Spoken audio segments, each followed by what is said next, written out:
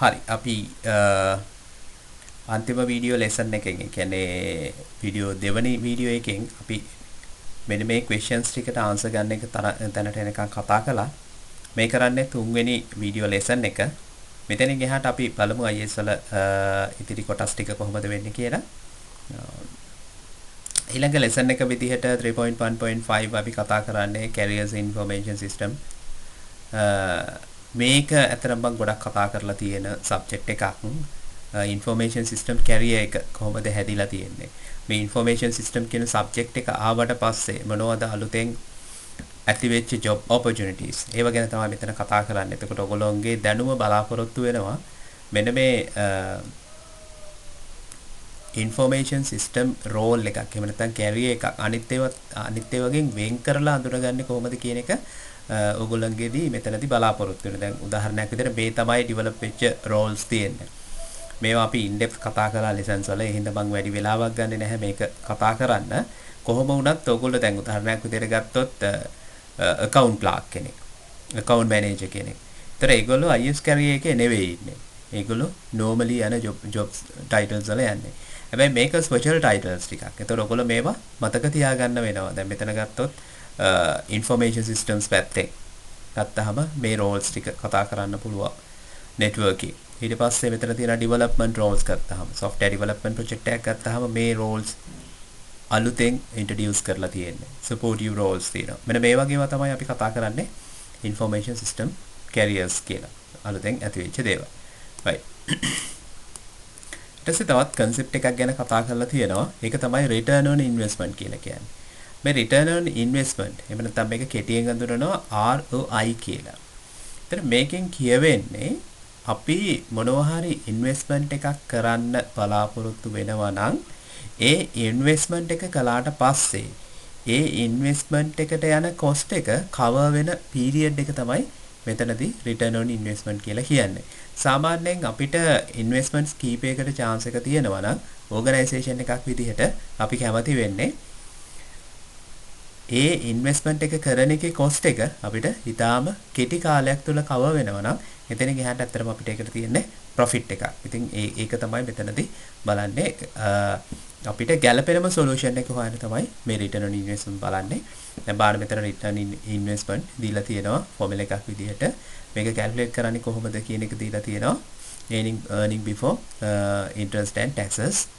එතකොට ඒක බෙදනවා capital. ඒ කියන්නේ ඒගොල්ලෝ යොදවපු capital එකෙන් බෙදනවා. එතකොට තමයි මේ අගය එන්නේ. එතකොට මේක එක project එකෙන් project එකට බලනවා මොන project එකද අපිට ගොඩක්ම වාසිදායක කියලා. ඒතර ඒකේ තමයි අපි invest කරන්න බලාපොරොත්තු වෙන්නේ. ඒ වගේක් තමයි organization එක අපි මේ කතා කරන්නේ return on investment කියලා. right. ඊට පස්සේ කතා කරනවා මෙන්න මේ complementary assets ගැන. දැන් organization එකක් ගත්තාම අපි දන්නවා ඒ organization එකේ තියෙනවා assets. right. assets කියන එක අපිට පුරුදු වචනයක්. එතකොට මෙන්න මේ assets ගත්තාම මේ asset සාමාන්‍යයෙන් ඔයගොල්ලෝ දන්නවා organization එකක් ගත්තාම assets විදිහට fixed assets තියෙනවා නේ. අපි ගත්තොත් building එක ඊට පස්සේ capital එක ඒ වගේ දේවල් assets කියලා කතා කරන්නේ. හැබැයි මෙතන කතා කරන්නේ මේ complementary assets කියන එක. මොකක්ද මේ complementary assets කියලා කියන්නේ? අපි මෙතන එකේ definition එක දෙනවා. asset required to derive value from primary investment. primary investment එකෙන් values derive කරන එකක් තමයි අපි කතා කරන්නේ complementary asset එකක් කියලා. එතකොට මේකේ කතා කරනවා complementary assets යටතේ. එතකොට මෙතන mainly complementary assets categories තුනක් ගැන කතා කරනවා. එකක් තමයි organizational investment කියන එක, අනිත් එක තමයි managerial investment කියන එක, අනිත් එක තමයි social investment කියන එක. එතකොට organization investment ගත්තොත් organization එක ඇතුලේ invest කරපු දේවල් වලට අමතරව supportive values මොනවද තියෙන්නේ කියලා බලනවා. දැන් උදාහරණයක් විදිහට organization එක ඇතුලේ මෙතන තියෙනවා appropriate business model කියන එක. එතන මේ business model එකක් කියලා කියන්නේ අපි අර ඉස්සෙල්ලා කතා කරපු asset එකකට අහු වෙන එකක් නෙවෙයි. main asset එකකට අහු වෙන එකක් නෙවෙයි. right? මොනවද business models? ඒක අපිට business model එකක් online එකක් වෙන්න පුළුවන්. අපි කතා කරපු business models තියෙනවා කීපයක් නේද? අපි කතා කළා brick and mortar companies, click and mortar companies, virtual organizations. ඒ වගේ දේවල් කතා කරා. එතකොට business processes එක process තියෙනවා. ඊට පස්සේ business model එකක් ගත්තාම අපිට මේකේ දැන් IT related business models නම් සමහර products දෙනවා වෙන්න පුළුවන්. ඒකෙදි business එක කරන්නේ සාමාන්‍යයෙන් අපි service එකක් නම් service එක free දෙනවා. ඒතර advertisement වලට ගෙවන්න වෙනවා. අන්න ඒ වගේ. එහෙම නැත්නම් අපි business එක දෙනවා monthly payment එකක් කරගෙන යන විදිහට. ඒ වගේ මොකද්ද apply කරන business model එක. ඒතර මේ business model එක apply කරන්නත් අපිට investment එකක් කරන්න වෙනවා. හරි. ඒතර ඒව තමයි complementary assets කියලා කියන්නේ. එතකොට අපි මේ වගේ business model එකක් apply කරලා තියෙනවා නම් ඒක කරගෙන යනවා නම් අපිට ඒකත් investment එකක් විදිහට ගන්න පුළුවන්. මොකද මේකත් cost එකක්. ඊට පස්සේ managerial investment කියලා කියන්නේ මෙතන කතා කරනවා management innovations කියන්නේ. right? Incentive for management innovations. Incentives. If management innovations තියෙනවනම් ඒවට incentives කොහොමද apply කරන්නේ? එතකොට team work ඊට පස්සේ collaborative work environment එකක් මේවා හදලා තියෙනවා නම් මේවා අපි කතා කරන්නේ managerial investment එකක් කියලා. මේකත් එතකොට එනවා මොකද්ද? complementary asset එකක්. ඊට පස්සේ social investments කියලා අපි කතා කරන්නේ internet telecommunication infrastructure. ඊට පස්සේ technology standards implement කරලා තියෙනවා නම් එතකොට මේකත් ඇත්තටම complementary asset එකක්. දැන් මේ standards වලින් අරගෙන මම කියන්නම් කොහොමද asset එකක් වෙන්නේ කියලා. අපි හිතමු technology standard එකක් විදිහට අපි IEEE standard එක follow කරනවා. ඒතර IEEE standard එක follow කරනවා නම් අපේ services දෙනකොට සමහර වෙලාවට අපි තුමු government organization එකකින් අපේ services ඉල්ලනවා. එතකොට ඒ services ඉල්ලනකොට ඒගොල්ලෝ prioritize කරනවා IEEE standard එක තියෙනවා නම් ඒගොල්ලන්ට මේ project එක දෙන්න තියෙන probability එක වැඩි කියලා. එතකොට අපිට organization එකට ඒ project එක එන්න තියෙන probability එක ගොඩක් වැඩි. හරි? එතකොට අන්න ඒ වගේ ඒ එන්න තියෙන probability එක වැඩි වෙන්න හේතුව මොකද්ද? අපි මෙන්න මෙතන මේ social investment එකක් විදිහට අපි technology standards maintain කරලා තියෙනවා. එතන ඒක අපි asset එකක්. හරි? ඒ asset එක හින්දා තමයි අපිට එතනින් එහාට මේ project එක එනවා නම් ඒ value එක එන්නේ. අන්න ඒ වගේ දෙයක් තමයි අපි complementary assets කියලා කතා කරන්නේ. මේක චුට්ටක් තේරුම් ගන්න. මොකද මේක physically අපිට අර අපි කතා කරන જાති asset එකක් නෙවෙයි primary investment එකක් හින්දා ඇති වෙන asset එකක්. right? ඒතර ඒක තමයි මෙතනදී කතා කරන්නේ. right. අපි ඉස්සරහට ගියොත්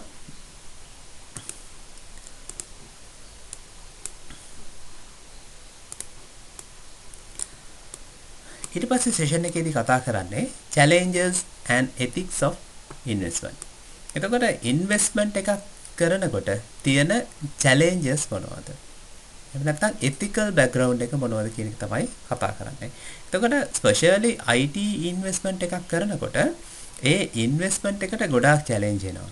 right? මොකද IT industry එක කියලා කියන්නේ ගොඩක් පරණ industry එකක් නෙවෙයි. මේක ගොඩක් අලුත් industry එකක්. මේක young blood එකත් එක්ක තියෙන industry එකක් තාම old blood එකත් එක්ක තියෙන industry එකක් නෙවෙයි. ඒ හින්දා මෙන්න මේ IT investment එකක් කරනකොට අනිවාර්යයෙන්ම ඒක challenge එකක්. organization එකට challenge එකක්. right? දැන් මෙතන කියන්නේ 4න් 3ක් විතර conflict of interest. interest එකක් නෑ මේක දානවට.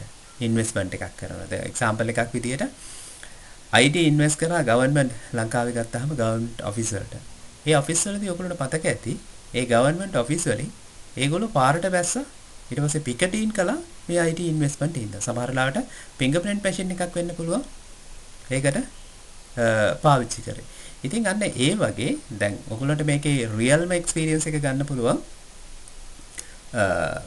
ඔයගොල්ලෝ project එක කරන්න ගියාම කොහොමද මේ investment එකක් IT investment එකක් කරන්න ගියාම කොහොමද ඒ organization එකේ තියෙන කල්චර් එක එහෙම නැත්නම් ඒගොල්ලන්ගේ රියැක්ෂන් එක කොහොමද කියන එක හරියටම දැනගන්න පුළුවන්. ඒ හින්දා මේ IT ඉන්වෙස්ට්මන්ට් එකක් කරනකොට ඒක ලොකු චැලෙන්ජ් එකක්. right? එතකොට ඒ වගේ මෙතනදී මෙතන තියෙන complaints violations කොච්චරක්ද කියලා ඊට පස්සේ අපි values align with the mind. එතකොට මේ standards වලින් එකින් කියලා තියෙන්නේ මෙන්න මේ මොනවද challenge තියෙන investment වලට කියලා. එතකොට ethics ගත්තාම IT investment එකක් කරනවා නම් ඇත්තටම ethical background එක කියන එක ගොඩාක් වැදගත්. ඒ හින්දා ඔයගොල්ලොත් එක්ක මේ කතා කරන්නේ. මොකද IT investment එකක් කරනකොට ඒ ඉන්වෙස්ට්මන්ට් එක කරන කම්පැනි එක. එහෙම නැත්නම් අපි IT solution එක කරන කම්පැනි එකට ඒ solution එක දෙන පුජ්‍යලයට ගොඩක් sensitive data මෙතනදී හම්බ වෙනවා. එතකොට ඒ sensitive data misuse නොකරන්න ethical background එකක් එතනදී ඒ developer ට තියෙන්න ඕනේ. ඒක තමයි මෙතනදී mainly කතා කරන්නේ ethics ගැන. එතකොට investment එකක් කරනකොට කොහොමද ඒක කරන්න කියන එක ගැන අපි ඉස්සරහට කතා කරනවා. right? ඒතර මේවා තමයි අපි කතා කරන challenge තියෙන්නේ IT industry එකේ. right? ඒතර මෙන්න තවත් තියෙනවා activity එකක්. එතකොට මම කිව්වා මේ වගේ activities හැම එකක්ම කරන්න පුළුවන් නම් ඔයගොල්ලන්ට මේ activities වෙනම අරගෙන වෙනම paper එකකට දාලා තියාගන්න. snapshot එකක් හරි දාලා මේ ටික අරන් තියාගන්න. එතකොට ඔයගොල්ලන්ට වෙනම දවසකදී මේ quizzes විතරක් කරන්න පුළුවන්කම තියෙනවා. දැන් ඇත්තටම එක්සෑම් එකේ තාම ළඟයි. ඔයගොල්ලෝ පාඩම් කරන්න පටන් ගන්න. මේ හැම එකක්ම කරන්න. IS වල නම් ඇත්තටම මෙන්න මේ slides වලින් එහා පැත්තට දෙයක් අහන්නේ නැහැ. slides වල තියෙන හැම දෙයක්ම ඔයගොල්ලෝ බලාගෙන ගියත් බොහොම ප්‍රමාණවත් වෙනවා. අපි චුට්ටක් බලුවොත් මේකේ multiple choice questions තියෙන්නේ. මේ type questions තමයි ඔයගොල්ලන්ට එක්සෑම් එකටත් එන්නේ. එතන මේකේ ගත්තොත් අපි කතා කරමු. මෙතනදී අහන්නේ which of the following is a IS carriers, right? මෙතන අහන්නේ මොනවද IS carriers කියලා, right? මම මේ කිව්වේ කතා කළේ මේ financial manager. මේ financial manager ගත්තාම ඒක IS carrier එකක් නෙවෙයි. clerk ගත්තාම ඒක IS carrier එකක් නෙවෙයි. හැබැයි database administrator කෙනෙක් ගත්තාම එයා IS carrier එකක්. system operator කෙනෙක් ගත්තාම එයා IS carrier එකක්. ඒතර මේ දෙක විතරයි අපිට IS carriers විදිහට select කරන්න පුළුවන්. අද carriers වලින් මේ IT related things මෙතනදී වෙනස් වෙනවා. Second question එක ගත්තා which of the following is not true about complementary assessment. මේ අහන්නේ is are not true. මේක most essential part එක මේ question එකේ තියෙන්නේ. right? විතර මේක කියනවා asset required to derive value from secondary investment. Secondary investment. අපි මේක මෙහෙම නෙවෙයි කතා කරේ.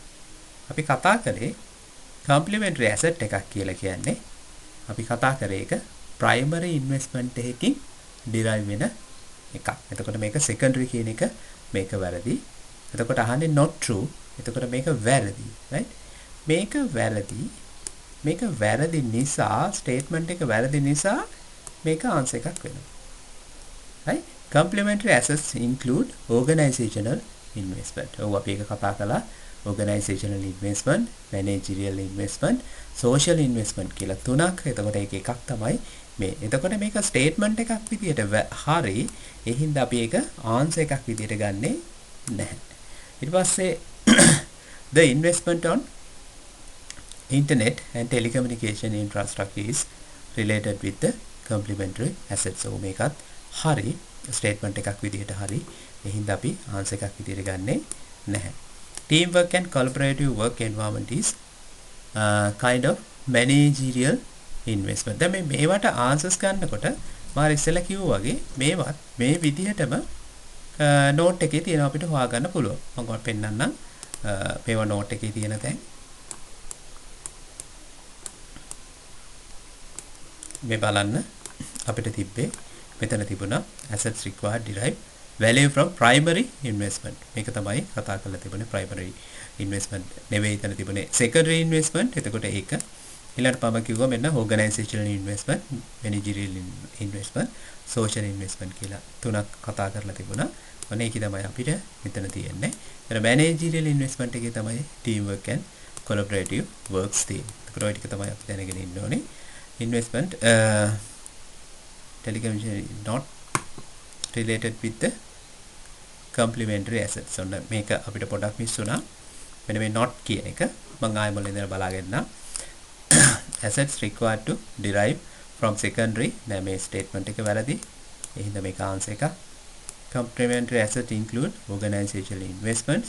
මේක හරි. එතකොට මේක answer එකක් නෙවෙයි. ඊට පස්සේ the investment on internet and telecommunication infrastructure is not related with the complementary. not related කියන එක වැරදි. ඒක related. එතකොට මේකත් answer එකක් විදිහට ගන්න පුළුවන්. Teamwork and collaborative work environment is kind of managerial investment. එතකොට මේක statement එක හරි. එබැවින් answer එකක් විදිහට ගන්න බෑ. ඒතර answers විදිහට ගන්න පුළුවන් මොනවද? මෙන්න මේ A සහ C කියන answers දෙක තමයි මේකේ A and C. මේ answers දෙක තමයි අපිට ගන්න පුළුවන්කම තියෙන්නේ. තුන්වෙනි question එක බලුවොත් which of the following is a business process re-engineering innovation. එතකොට business process initiatives කියලා කතා කරන්නේ. business process re-engineering කියන එක මම ඉස්සෙල්ලා වීඩියෝ එකේදී කතා කළා. එතන මේක brand new process එකක් අපි දන්නවා. ඒක ඊට පස්සේ information technologies primary enablers. Yes. ඔව්. ඊට පස්සේ මේකේ participation කොහොමද වෙන්නේ? bottom up නෙවෙයි. ඒක top down approach එකක් තමයි ඉන්නේ. එහෙනම් මේක වැරදි. තර risk එක moderate නෙවෙයි. risk එක high. එතකොට මේකත් වැරදි. එතකොට අපිට answers විදිහට ගන්න පුළුවන් මෙන්න මේ කොටස් දෙක. ඒ විදිහට ඔයගොල්ලෝ බලන්න මේ වගේ මේ තියෙන questions ටික කරන්න. මේ questions කරන ගමන් ඔයගොල්ලන්ට තවත් මේ තියෙන idea එකක් එයි ඔයගොල්ලන්ට මේක ගැන. ඊට පස්සේ මෙතනදී කතා කරනවා globalization and global IT management. එතකොට IT වගේ industry එකට මෙන්න මේ global IT management කියන එක ගොඩක් වැදගත් වෙනවා. ඒට හේතුව තමයි අපිට සාමාන්‍යයෙන් ගත්තොත් IT product එකකට එහෙම නැත්නම් මේ internet related එහෙම නැත්නම් IS related product එකකට geographical area එක extend කරගන්න පුළුවන්. ඒ කියන්නේ ලෝකෙටම ඒ business එක කරන්න පුළුවන්කම තියෙනවා. එතකොට මේක එක country එකක විතරක් වෙන දෙයක් නෙවෙයි. ඒ හින්දා මේ global IT management කියන එක අනිවාර්යයෙන්ම තියෙන්න ඕනේ. මොකද මේක globalize වෙන්න තියෙන probability එක ඉතාම වැඩි සහ මේක globalize වුණොත් තමයි ඒකේ තියෙන අපිට ගන්න පුළුවන් හොඳ benefit එක ගන්න පුළුවන් වෙන්නේ. එතකොට global IT management එකක් ගත්තාම ඒකේ තියෙන categories තමයි ගත්තොත් cultural, political and geo-economical challenges තියෙනවා. දැන් country එකෙන් country එකට culture එක වෙනස්. country එකෙන් country එකට political view එක වෙනස්. ඊට පස්සේ country එකෙන් country එකට geo-economic challenges තියෙනවා. economic challenges තියෙනවා. example එකක් විදිහට currency exchange rate එක. එතකොට ඒක country එකෙන් country එකට වෙනස්. ඩොලර් එකේ value එක country එකෙන් country එකට වෙනස් වෙනවා. එතකොට මේවා challenges business එකක් එක්ක කරගෙන යනකොට. right? එතකොට දැන් අපි ගත්තොත් මෙතන තියෙනවා මේ challenges වලට business IT strategies use කරන්න පුළුවන්, business application portfolios use කරන්න පුළුවන්, internet based technology platforms use කරන්න පුළුවන්, data resource management use කරන්න පුළුවන්, system developments use කරන්න පුළුවන්. මෙන්න මේවා තමයි අපි කතා කරන්නේ globalization and global IT management යටතේ. right?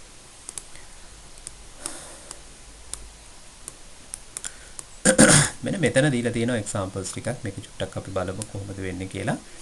global team management දීලා තියෙනවා obtain local human resource expertise. එතකොට මේකේ team එකක් manage කරනවා කියන තැන කතා කරනවා obtain local human resource expertise. locally ඉන්න human resource expertise ලා එකතු කරගෙන තමයි team එක හදන්න ඕනේ. create job grade consistency across region. එතකොට region wise අපි job grade එක create කරන්න ඕනේ.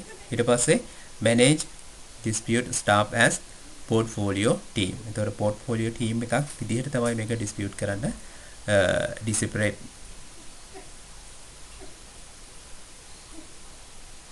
dispersed කරන්න තියෙන staff එක.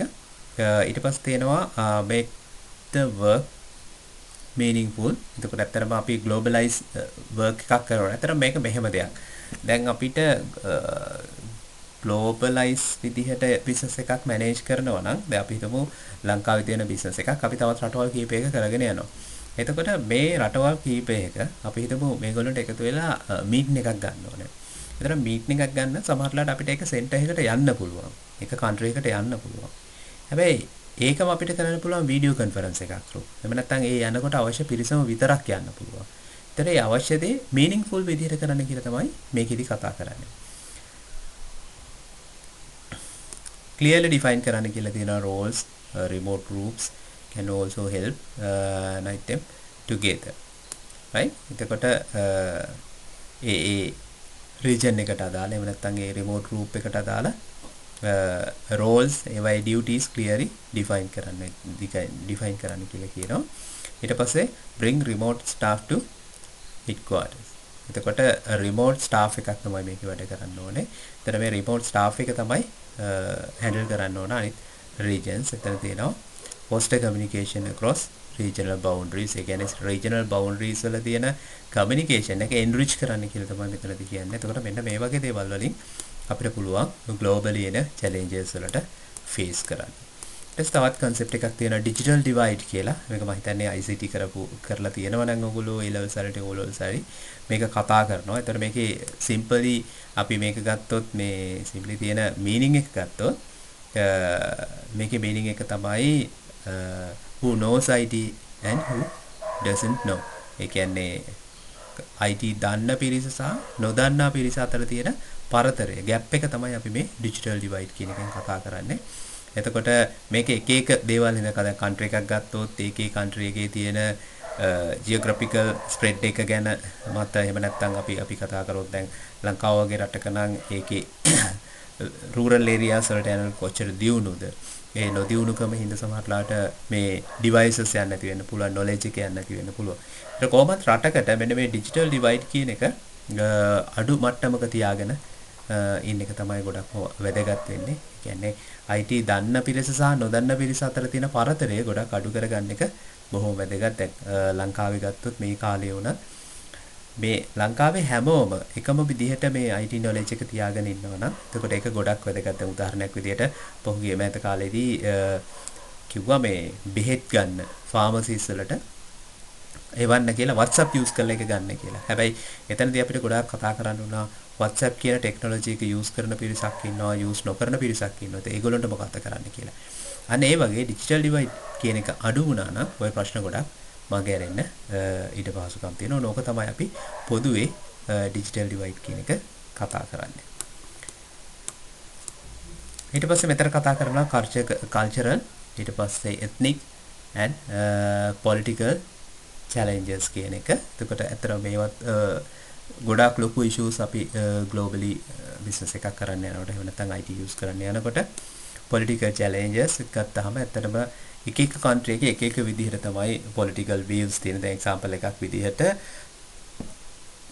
ඉන්දියාවට ගිහිල්ලා වෙන කිසිම company එකකට ඒගොල්ලන්ගේ finish product එකක් විකුණන්න බෑ.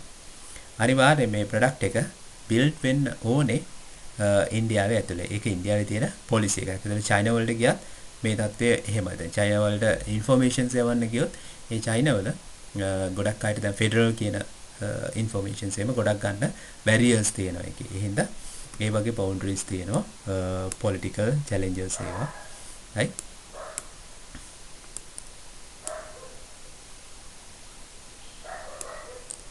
ඊට පස්සේ කතා කරනවා geo economic challenges. එතකොට මේකේ දැන් අපි ගත්තාම ඇත්තටම මෙතනදී economics කියලා කියන්නේ ඇත්තටම ඒ country එක පාවිච්චි කරන currency එක මොකක්ද ඒ වගේ දේවල්. මෙතන තියෙනවා physical distance, ඊට පස්සේ difficult to communicate in real time across the world 24 right. මේ තියෙන්නේ ඇත්තටම අපිට real time communicate කරන්න බෑ. මොකද අපිට අවශ්‍ය තවත් රටක් ගත්තොත් ඒක මේ වෙලාවේ අපිට මේ වෙලාවේ දවල් වෙලාවක් නම් ඒ රටේ ඒක රෑ වෙලාවක් වෙන්න පුළුවන්. අනේ ඒ වගේ අපහසුතා තියෙන්න පුළුවන්. ඊට පස්සේ මෙතන තියෙනවා good quality telephone and telecommunication services. මේවා ප්‍රශ්න තියෙන්න පුළුවන්. ඊට පස්සේ difficult to find countries to live and work there. ඔව්. එතකොට ඊළඟට කතා කරනවා date difference in cost of living, labor cost in various countries. දැන් ලංකාවේ ගත්තොත් ලංකාවේ cost of living ගොඩක් අඩුයි. අපි organisation එකක් වෙනත් රටක පටන් ගන්නවා නම් එතකොට අපේ cost of living එක වැඩි වෙනවා. ඊට පස්සේ අපේ labor cost එක වැඩි වෙනවා. මේ දෙකම හින්දා අපේ product එකේ ගාණ වැඩි වෙනවා, service එකේ ගාණ වැඩි වෙනවා. මෙන්න මේ වගේ barriers අපිට තියෙනවා.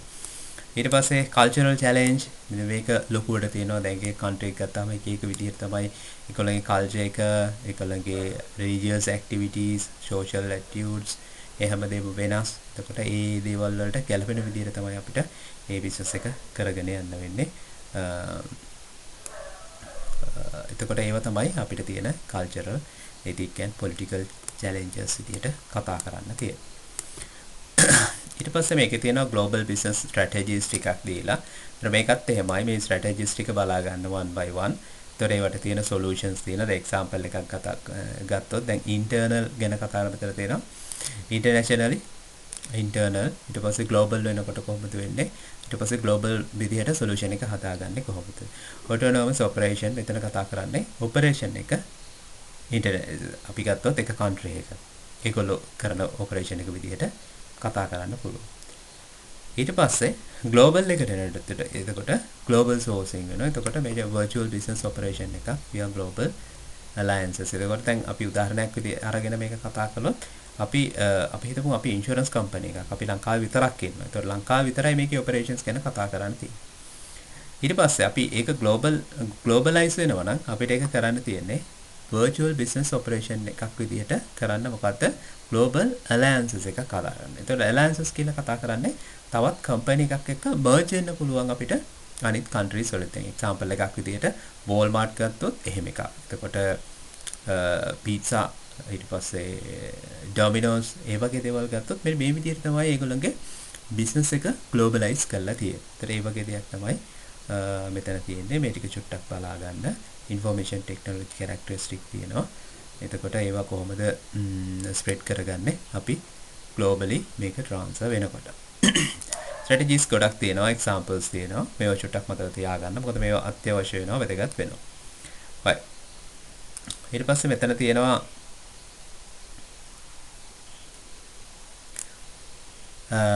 questions ටික මේ ටිකත් කරන්න ඕනේ මේක ගත්තොත් මේකෙත් easy questions ටිකක් තියෙන්නේ එතකොට මෙතන තියෙනවා different language cultural ඊට පස්සේ interest region custom social attitudes and political මේ තියෙන්නේ මොන challenges ද කියලා කතා කරනවා එතකොට මේකේ කෙලින්ම ඔයගොල්ලන්ට ගන්න පුළුවන් මේ තියෙන්නේ language cultural ඒ ටික ඔක්කොම තියෙන්නේ cultural challenge වල එතකොට ඒ වගේ note එකෙන්ම ගන්න පුළුවන් මෙතන කතා කරන්නේ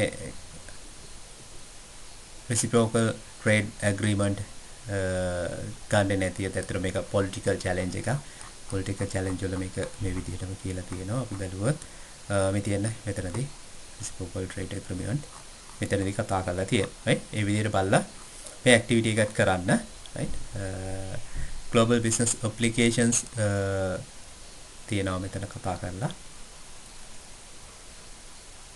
right මෙතන කතා කරලා තියෙනවා global customer කියන්නේ කවුද ඊට පස්සේ global product එකක් operation එකක් resource මේ example එකක් අතරම දීලා තියෙනවා ඔයගොල්ලන්ට මේක චුට්ටක් කියව ගන්න මේ idea එක ඔළුවේ තිබුණාම හොඳටම ප්‍රමාණවත් වෙනවා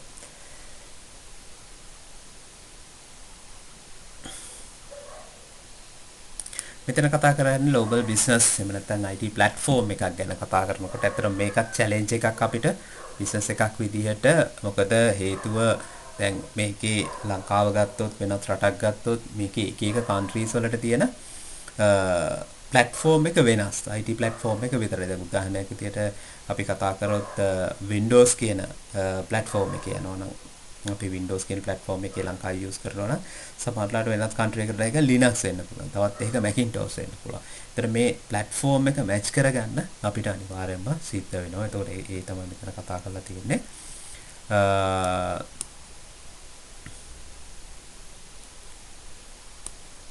මේ අපි කතා කරපු දේවල් තමයි තියෙන්නේ. දැන් මෙතන platform එක ගත්තාම මෙතන කියනවා IT not only IT platform ඊට පස්සේ major political and cultural implication මෙතන තියෙනවා such as මෙතන hardware choose ඊට පස්සේ different some countries එතකොට සමහර ඒවා අපි ගත්තොත් hardware select කරගන්න අමාරුයි සමහර ඒවා වගේ lazy ඒ වගේ දේවල් තියෙනවා සහ එතකොට hardware එක එකම hardware එක ගත්තාම prices වලින් ගොඩක් වෙනස් වෙනවා quality එකෙන් ගොඩක් වෙනස් වෙනවා ඊට මේ challenges තියෙනවා platform wise ගත්තොත් right ඊට මෙතන ආයි දීලා තියෙනවා international data communication issues මෙතන තියෙනවා networking issues ඊට පස්සේ regulatory issues තියෙනවා technology issues තියෙනවා ඊට පස්සේ country oriented issues තියෙනවා right ඊට මේකෙත් එහෙමයි networking management issues ගත්තොත් මෙතන තියෙනවා improve the operational efficiency of network මේක efficiently කරන්න පුළුවන් කොටවල් තියෙනවා කරන්න බැරි ඒවා තියෙනවා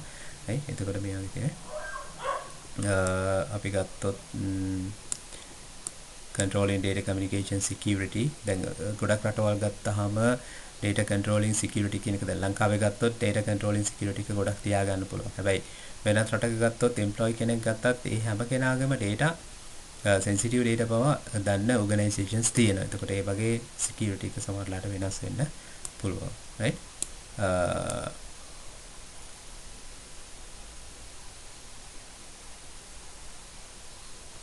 regulations ඉතින් අතරම රටින් රටට වෙනස් වෙනවා. එතකොට වෙනස් වෙන regulations අපිට පුළුවන් වෙන්න ඕනේ මැප් කරගන්න අපේ business එකත් එක්ක. ඒ කියන්නේ තමයි මෙතන කතා කරන්නේ technology උනත් එහෙමයි. technology infrastructure එක ඊට පස්සේ ඒකේ supportive services ඒව ගොඩක් වෙනස් වෙන්න පුළුවන්. එතකොට country එකට country oriented කියලා කියන්නේ country එකට related වෙනම issues තියෙන්න පුළුවන්. ඒ issues හැම එකක්ම අපි consider කරන්න ඕනේ අපි organization එකක් යනකොට. මේ lesson එකේ අපිට කතා කරන්න තියෙන්නේ අනේ මේ වගේ දේවල් ටිකක්. එතකොට තවත් activity එකක් මෙතන තියෙනවා අවසානයේ දාලා. ඒකත් ඔයගොල්ලෝ කරන්න. මේක යන description එකක් විදියට ඔයගොල්ලන්ට ලියන්න තියෙන discuss කරන්න තියෙන්නේ. මේවට පුළුවන් තරම් answers ලියන්න ගන්න. එතකොට මේ ලියන්න ගැනීමත් එක්ක තමයි ඔයගොල්ලන්ට මේ lessons වලට අතරම IS කියලා කියන්නේ ගොඩක් theory තියෙන lesson එකක්. එතකොට ඒ theory තියෙන හින්දා ඔයගොල්ලන්ට අනිවාර්යයෙන්ම සිද්ධ වෙනවා මේ වගේ questions වලට answers ලියලා මේවා වැඩිපුර පාඩම් කරලා තියාගන්න, මතකයේ තියාගන්න. ඒ විදිහට තමයි අපිට කරන්න පුළුවන්. එතකොට මෙතනින් අපේ second chapter එක ඉවර වෙනවා. ඊට third chapter එකට මම තවත් වීඩියෝ එකක් දාන්නම්. ඒ විදිහට ගත්තොත් අපිට තව සතියක් දෙකක් වගේ යනකොට පුළුවන් වෙයි classes පටන් ගන්න. ඒ වෙනකොට අපිට ඇත්තටම chapter 4-5ක්වත් ඉවර කරගන්න පුළුවන් වුණොත් ඇත්තටම exam එකට කලින් අපිට syllabus එකත් ඉවරලා pass papers උත් කරන්න පුළුවන්. ඉල්ලීමක් කරන්නේ මේක අනිවාර්යයෙන්ම ඔයගොල්ලෝ බලන්න. බලලා දෙතුන් පාරක් බලන්න මොනවා හරි ප්‍රශ්න තියෙනවා නම් නැවත අපිත් එක්ක කතා කරන්න. right එහෙමනම් lesson එක මෙතනින් අපි නතර කරමු.